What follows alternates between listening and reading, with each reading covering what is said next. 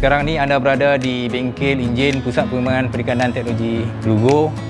Di sini saya ingin menerangkan beberapa info berkenaan penggunaan asas enjin sangkut.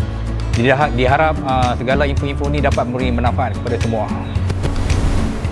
Sebelum kita memulakan operasi kita di laut ataupun di sungai, peralatan-peralatan asas yang perlu kita bawa adalah seperti screwdriver, spana plug, plier, spana 10, spana 12, spana 14, spark plug dan tali. Untuk penggunaan petrol pula, campuran yang sesuai untuk kita campurkan kepada dalam petrol ialah sebanyak 50 nisbah 1, ataupun kalau kita tengok di saya ni adalah tangki berkapasiti 25 liter. Maknanya kita akan pakai setengah liter tuti. Inilah campuran yang biasa digunakan untuk enjin sangkut. Kebanyakan nelayan di Malaysia ini menggunakan enjin 2 lejang dan 4 lejang. Tetapi masih lagi ramai yang memakai jenis 2 lejang. Di sini, di video ini kali ini saya akan menunjukkan beberapa kerosakan yang kecil berlaku semasa kita beroperasi di laut menggunakan enjin 2 lejang.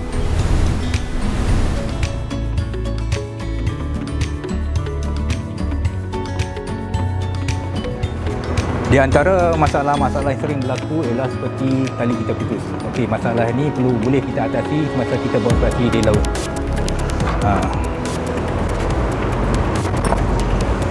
Jadi kita kena buka cover, dia.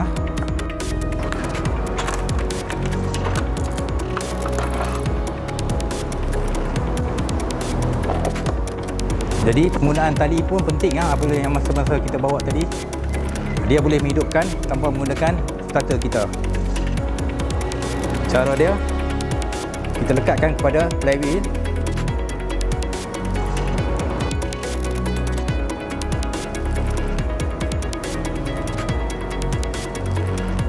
Dan terus tarik.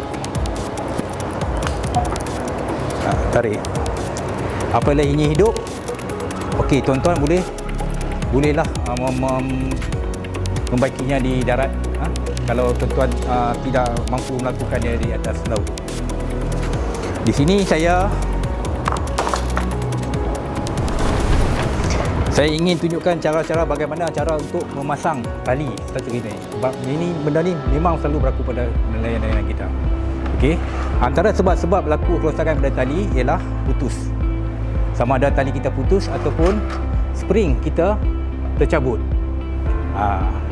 Okey, sekiranya kalau kita tengok model yang jenis, kalau kita tengok semua jenis model lebih kurang sama saja. Sama ada Suzuki, Yamaha, Mercury, sama je. Tapi kalau tuan-tuan tengok tali, kalau nak tukar tali, kalau dia punya marking dia ada di luar, tuan-tuan tak perlu buka spring. Jadi tuan-tuan boleh buka tali saja. Cara dia, okey, apabila tuan-tuan nak buka tali, selalunya kita punya spring ni automatik dia akan jadi free. Saya bagi contoh Okey nampak free Okey, apabila tuan-tuan buka dia punya spring, tuan-tuan jangan risau. Spring ni tidak akan terpelanting ataupun dia terkenang keluar. Okey, tuan-tuan buka. Seorang 10.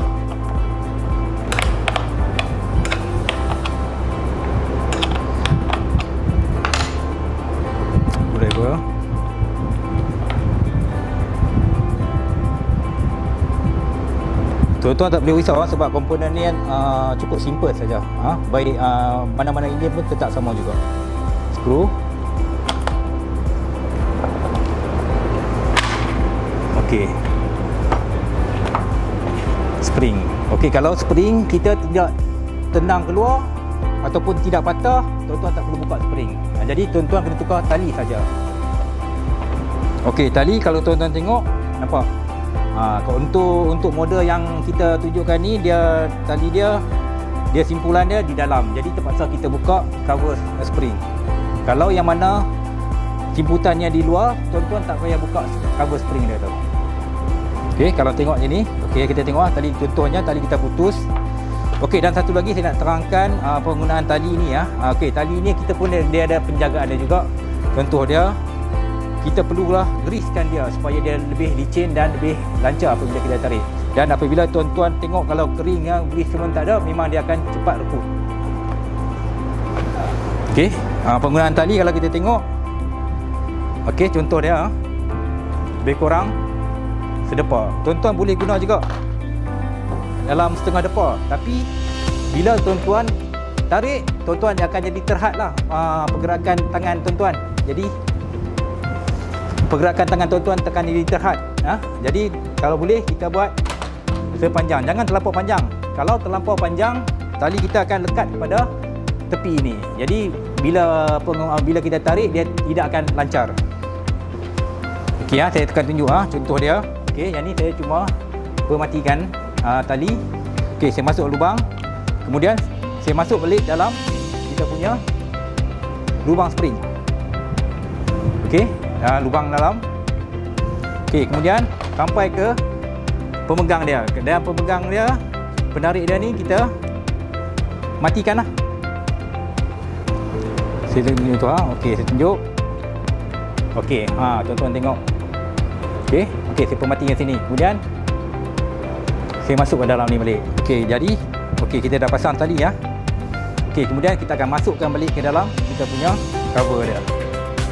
Tengok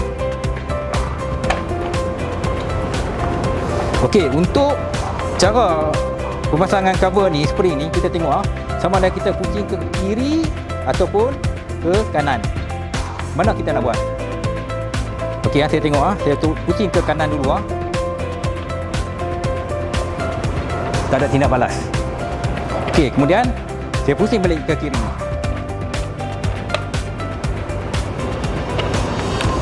Tengok, ada tindak balas. Maksud dia ada spring yang tangkap dia tu. Bermakna pusingan dia ke kiri. Okey Tengok sangkut dia punya cakuk dalam. Dia cakuk dalam ni.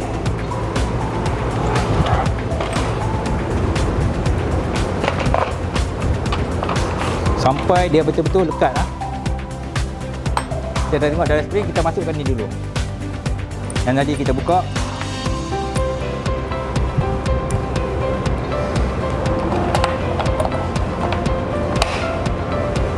Kemudian kita ketatkan.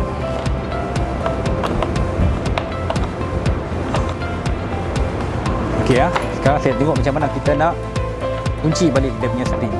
Okey. Belah kiri tadi kan? 1 2 3. Okey, tuan-tuan tahan. Tengok. Ada lagi lebihan. Jadi maknanya tuan-tuan kena pusing satu round lagi. Maknanya jadi 4. Okey, kita dari punca dia. Kita pusing satu round lagi.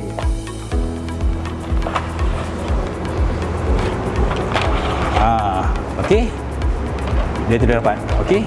Macam itulah. Mudah kan? Setelah kita selesai memasang, siap pasang tali serta, boleh kita letakkan tempat asalnya. Okey, kemudian kita ketatkan.